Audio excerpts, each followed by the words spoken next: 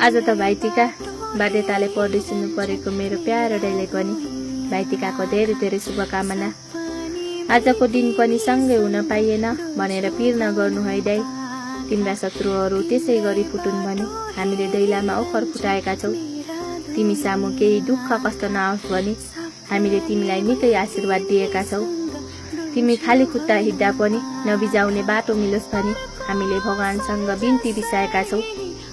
तिम्रो आजको दिन निधार खाली भए पनि तिम्रो भाग्य कहिले खाली नहोस् भनी हामीले भगवानसँग बिन्ती बिसाएका छौँ। 2 वर्ष भयो तिमी बिनाको तिहार, तर त्यो 2 वर्ष नै तरकारीमा नुन नपुगे जसरी नै खल्लो भयो। तर अर्को वर्ष त हामी सँगै हुनेछौँ, सँगै नाच्नेछौँ, गाउनेछौँ, सँगै टिका लगाउनेछौँ।